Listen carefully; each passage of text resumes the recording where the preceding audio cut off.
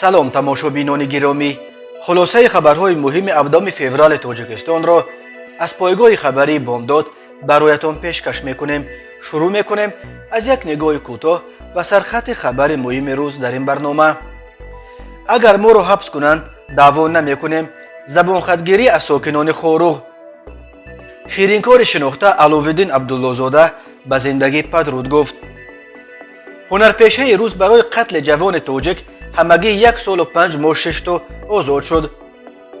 марги ҷавони тоҷик дар зери чархи мошини боркаш дар вилояти Ленинград. дар як рӯзи охир дар Тоҷикистон ягон ҳолати нави коронавирус сабт нашудааст. сӯхтор дар меҳмонхонаи парламент дар Хуҷанд. амонатро намебояд хиёнат. ошкор шудани бозду ҳолати қаллобӣ. ва акнун тафсилоти хабарҳо. дар шабакаҳои иҷтимоӣ акси забонхатеро нашр карданд ки ба гуфтаи онҳо мақомот дар хоруғ сокинонро маҷбур мекунанд то зери он имзо гузоранд. бо имзои ин забонхат сокинон ӯҳдадор мешаванд ки дар тазоҳуроту гирдиамоиҳои ғайриқонунӣ иштирок накунанд, дар кӯчаҳо дидбонию навбадорӣ накунанд, аз саркардагон ва аъзоҳои гурӯҳи муташаккили ҷиноятӣ пуштибонӣ накунанд ва агар даст ба чунин кор бизананд, пас мақомот метавонанд онҳоро бидуни огоҳии иловагӣ якбора ба ҷавобгарии ҷиноятӣ бикашад. онҳо ҳамчунин забонхат медиҳанд ки агар мақомот онҳоро боздошт кунанд, ягон даъво нахоҳанд кард. мақомоти Бадахшон ва Хоруғ забонхатгирӣ аз сокинонро то ҳол шарҳ надоданд, вале сокинони Хоруғ мегӯянд аз ҳафтаи гузашта дар кӯчаҳо раҳгузарон ва мошинҳоро манъ карда аз ронандагону мусофирон ва раҳгузарон талаб мекунанд ки ба ин забонхат имзо кунанд. ба гуфтаи сокинон, намояндагони мақомот нусхаҳои ин забонхат дар даст дар Хоруғ идора ба идора низ гашта истоданд. ин маъракаи забонхатгирӣ дар ҳолест ки бино ба иттилои дарёфтӣ сокинони Хоруғ бо нигаронии афзоянда чашм барои шурӯъи амалиёт барои боздошти Маҳмадбоқир Маҳмадбоқиров, яке аз лидерҳои ғайрирасмии Бадахшон мебошанд ва ҳар рӯз даҳҳо нафар ба хотири муҳофизат аз Боқир ва роҳ надодан ба боздошти ӯву ёронаш дар кӯчаҳои атрофи маҳаллаи Бархоруғ, маҳаллае ки Боқир ба сар мебарад, дидбонии шабонарӯзӣ ташкил карданд. Боқир ва боз дасти кам 6 сокини Бархоруғро мақомот ба ҳамлаву таъхири намояндагони давлат айбдор мекунанд. авзо дар Бадахшон 25 ноябри соли 2021 дар пайи марги сокини 29-солаи деҳаи Тавдеми ноҳияи Рӯшқалъа Гулбиддин Зиёбеков баъди боздошташ дигарбора ноором шуд. сокинон бо талаби ба ҷавобгарӣ кашондани гунаҳгорони марги Зиёбеков тобути ӯ дар даст чанд соат дар кӯчаҳои Хоруғ раҳпаймоӣ карда, сипас 4 рӯз дар майдони марказии шаҳр тазоҳурот карданд. мардум танҳо баъди ба таҳқиқи марги Зиёбеков розӣ шудани мақомот пароканда шуданд, вале бо гузашти 2.5 моҳ ягон нафар барои ҳалокати ин сокини Рӯшқалъа боздошт нашудааст. барқарор кардани дастрасӣ ба интернет ваъдаи дуюми мақомот ба эътирозгарон низ то ҳол иҷро нашудааст. ҳунарпешаи мардумии Тоҷикистон, яке аз ширинкорони маъруфтарини тоҷик, Аловиддин Абдуллозода субҳи 7 феврал дар синни 57 аз олам чашм пӯшид. бино ба иттилои дарёфтӣ, сактаи қалб иллати марги ҳунармандӣ маъруф шудааст.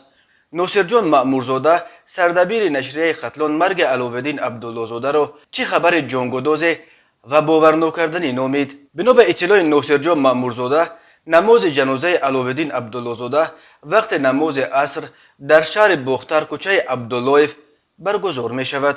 мудири шӯъбаи фаранги шаҳри Сарбанд Диловар Ашурзода дар суҳбат ба Азия Плюс гуфт ки ба онҳо ҳам хабари марги ин ҳунарпешаи мумтозро расониданд ва ҳоло дар роҳ ба сӯи хонаи марҳуманд. дирӯз бо телефон суҳбат карда будем. шикоят надошт. баъзе масъалаҳои кориро суҳбат кардем, аммо ин субҳ хабари маргашро расониданд ки дар маҷмӯъ дар гузашти устод талафоти бузург ва ҷуброннопазир барои фарҳанги миллии мо аст, гуфтааст Ашурзода. тоза дар барномаи солинавии телевизионии Тоҷикистон шумораи зиёде аз саҳнаҳои нави Аловиддин Абдуллозода аз силсилаи шӯхиҳои Аловиддин намоиш дода шуд ва аксари тамошобинон гуфта буданд ки дар барнома ба сурати умум камнури солинавии телевизионӣ аз ангуштумор чизҳое ки аз бақия фарқ мекард ва ба дилашон роҳ ёфт, якеаш амин шӯхиҳои Аловиддин буд. Аловиддин Абдуллозода истеъдоде дошт ки дар саҳнаҳои кӯтоҳ якбора чанд нақш, чӣ нақши марду чӣ зан, чӣ ҷавону чӣ пирро меофарид. ӯ ин истеъдоди худро бештар аз ҳама در سلسله شوخی‌های علاوالدین به نمایش گذاشته است. علاوالدین عبدالله‌زاده 15 مای سال 1965 در شهر قرغن‌تپه به دنیا آمده. سال 1989 دانشکده دولتی صنعت به نام میرزا ترسونزاده را ختم کرده است. او فعالیت هنری‌اش را در تئاتر موسیقی مسکه شهر قرغن‌تپه شروع کرده.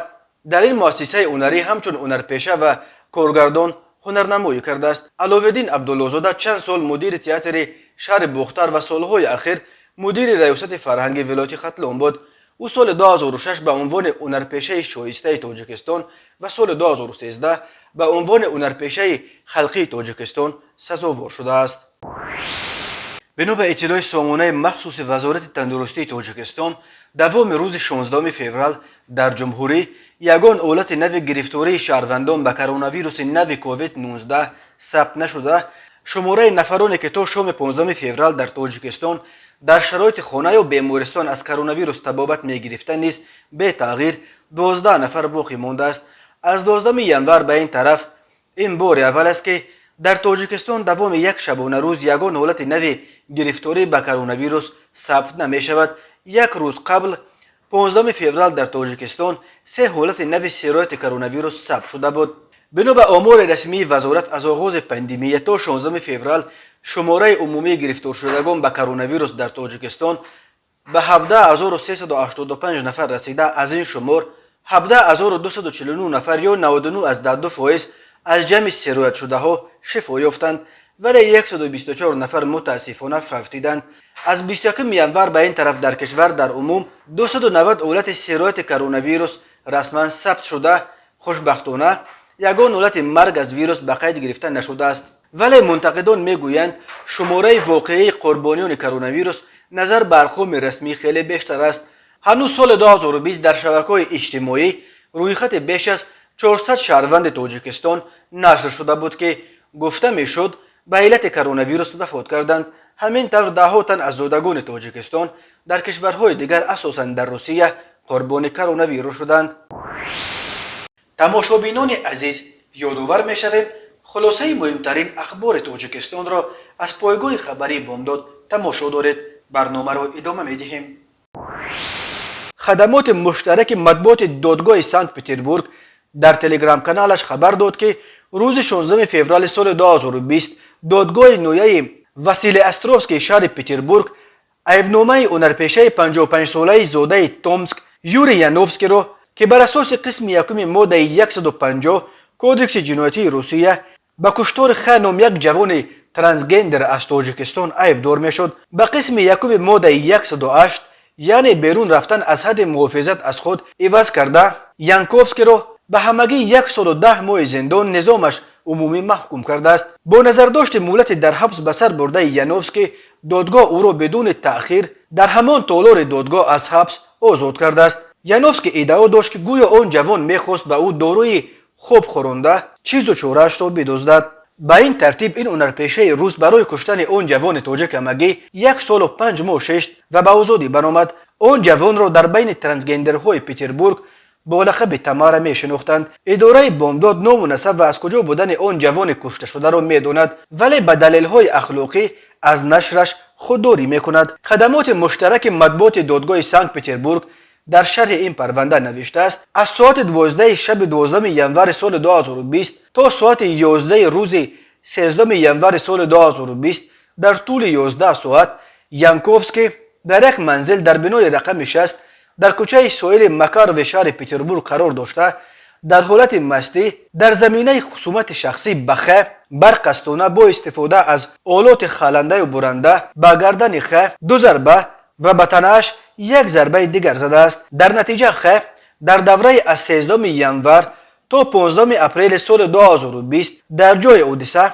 بر اثر زخم قسمت چپ قفس سینه‌اش جان داده است. معلوم نیست که خه چند روز در حالت زخمی در آن منزل که اپارت هتل بوده است قرار داشته است، ولی بنا به معلومات تفتیشات در این بین یانوفسکی اول از پترزبورگ به تومسک فرار کرده است و سپس برگشته است تا که ایز جنایتش را نابود کند. او به این مقصد جسد آن جوان را ریزه کرده روز 15 اپریل سال 2020 در بیرون از شهر در دریا غرق کرده است. پاره‌های ریزه جسد را 15 ایون سال 2020 از دریا یافتند. او در بدنش سینه‌های سیلیکونی مانده بوده است و پلیس از این به خلاصه آمده است که کشته شده ترانسگندر است. تفتیشات در پی بازپرسی ترانسگندرهایی که در پتربورگ تنفروشی میکنند زود معلوم کرد که جوان کشته شده از تاجیکستان بوده، 24 سال دارد و در بین ترانسگندرها با لقب تمارا معلوم بود. جستجوی علاقه های تمارا بعد چند معلوم کرد که یک کلینت دائمی و آخرین کلینت او یوری یانوفسکی بوده است.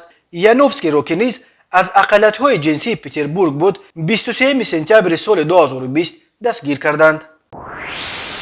شب 16 فوریه یک شهروند 25 ساله تاجیکستان در حدود ناحیه всеволожسکی ولایت لنینگراد روسیه در زیر چرخ ماشین بارکش جان باخته است.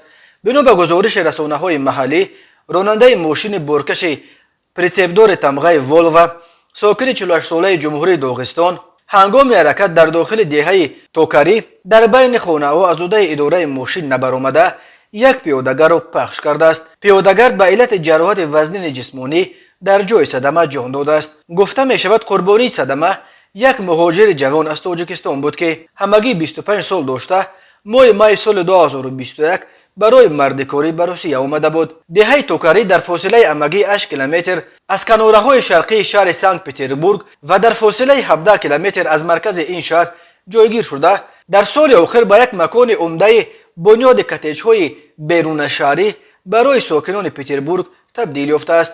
مقامات کارهای داخلی مواد جمع شده پیرامون این صدمه را به کمیته تفتیشات سپردند و حالا مسئله گشودن پرونده جنایتی در دست بررسی قرار دارد. خدمات مهاجرت تاجیکستان اخیراً خبر داد که در سال 2021 در خارج و اساساً در روسیه به علتهای گوناگون 950 شهروند تاجیکستان وفات کردند. صدمه ها در راهها در برابر فلاکت ها در جای کار و جای زیست مهاجران از جمله سبب های عمده مرگ شهروندان تاجیکستان در روسیه نام برده می شود. و حالا یک مرور کوتاه به اخبار کریمینالی و حادثه های ناخوش روز. مرکز مطبوعات وزارت کارهای داخلی تاجیکستان از آشکار شدن باز دو حالت قلابی خبر داد. از جمله به شعبه وزارت کارهای داخلی یکی در ناحیه رودکی با عریضه مرد 50 ساله ساکن ناحیه مذکور مراجعت نموده است که 27 ژانویه سال 2022 مرد 24 ساله ساکن امین ناحیه با روی فریب به باوریش درآمده از او 55,000 سومانی گرفته وعده داده است که بر عوضش خانه استقامتیش را به نامش اجرتگذاری کرده می‌دهد، اما وعده‌اش را تا حال اجرا نکرده است.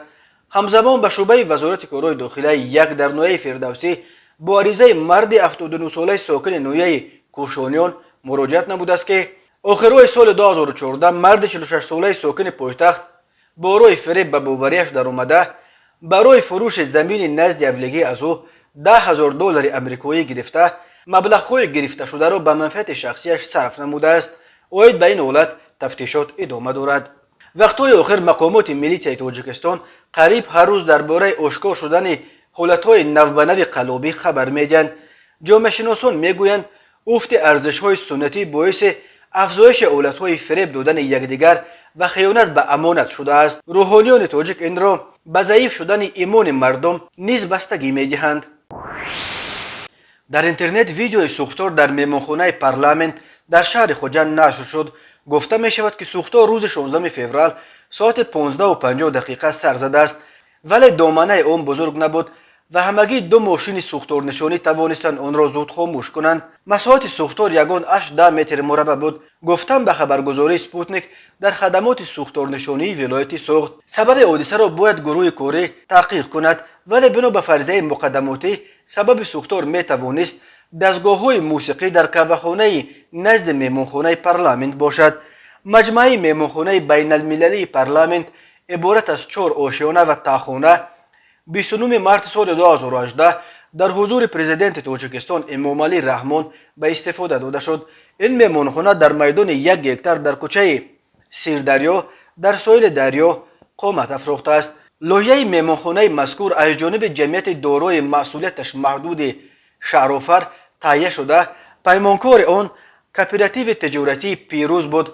مهمانخانه پارلمانت دارای 29 حجره از جمله 6 حجره درجه عالی دیلوکس، 15 حجره عالی لوکس و 8 حجره استانداردی با 106 جای می باشد.